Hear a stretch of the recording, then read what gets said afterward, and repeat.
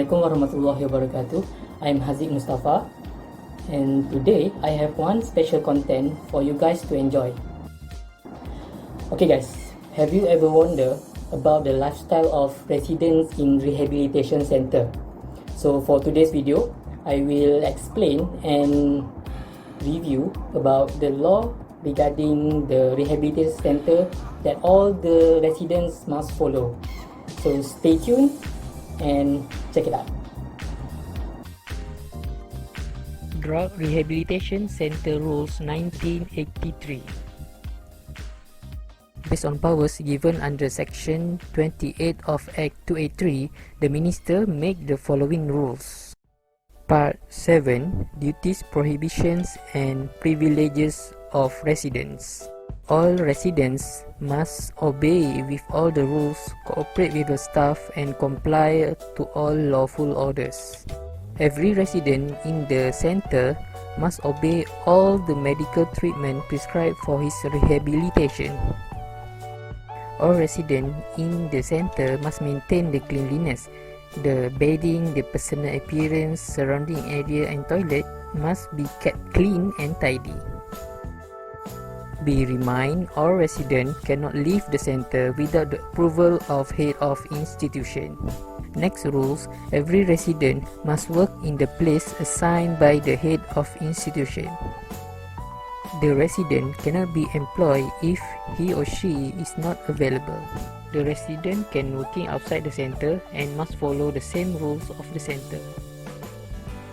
Residents can open a saving bank account to retain all their earnings. Apart from that, no resident can do any form of violence, as violence in the center is prohibited. The other rules under the Part 7 comprises regarding food, beverage and tobacco. The residents cannot possess or bring any form of food, beverages or any chemical substance. And last but not least, the privileges for the resident which reach the required grade. They may be allowed to leave of absence from the center and also can be considered for discharge. Let's move on to the Part 8 of the regulation, which is records to be maintained.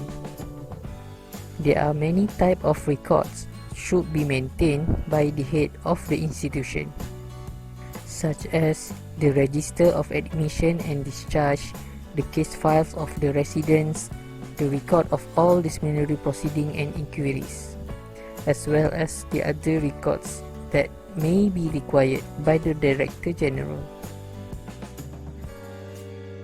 The following records must be available for inspection by Director General of his representative. Let's move on to the next part, which is organization of the center, which comprise of house system, merit system and grading committee. The house system will be applied at each center. Each house will be classified according to the age and the treatment needs. Each house will have a name, a number of residents and also a house master in charge. Next, in each center, the merit system need to be implemented. All domestic and compound chores must be done by residents and be graded. About grading committee, head of institution with approval by the Director General will appoint them. The grading committee shall decide the grade to be used in the merit system. They also will determine the privileges of each grade and others. Next part under this regulation is regarding admission. Regarding admission into the center, only a person in accordance to the Act will be admitted to the center. Every resident shall be searched to find any hidden item before admitting into the center. Next, all resident belongings such as document, jewelry, clothing are not allowed to be retained by the resident. It will be kept under the custody of head of institution. All valuables shall be safely kept under the custody of head of institution. Cash belonging to the residents can be deposited into the resident saving bank account. Prior to admission, head of institution will explain to the resident regarding the center objective, his duties, and also the privileges to the resident. The housemaster may tell the senior resident to help the new resident settling in.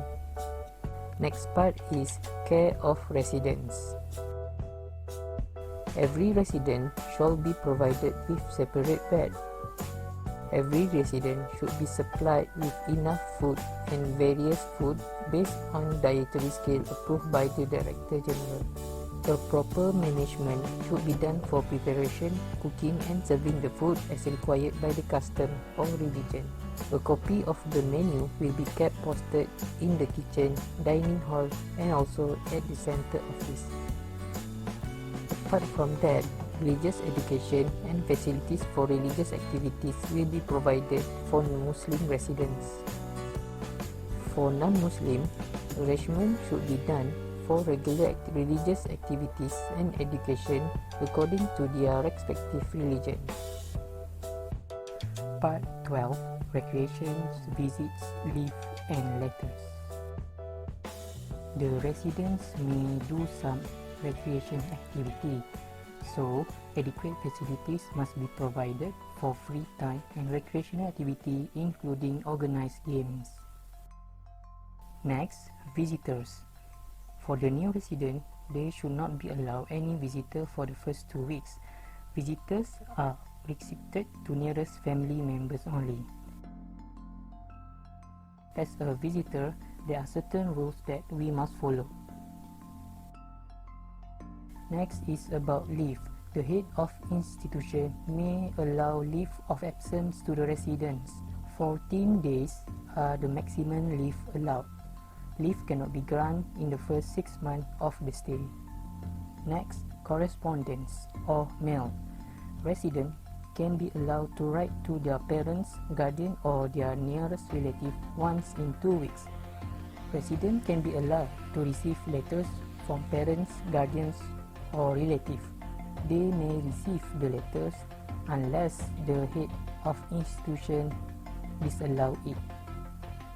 Every letter or parcel to or from residents shall be opened and examined first. They may seize any letter or parcel if the content are against the rule of the center. The last point under Part 12 is suspension of privilege. The head of institution may suspend any privileges given by the rules to the resident if he is unsatisfied with the resident discipline.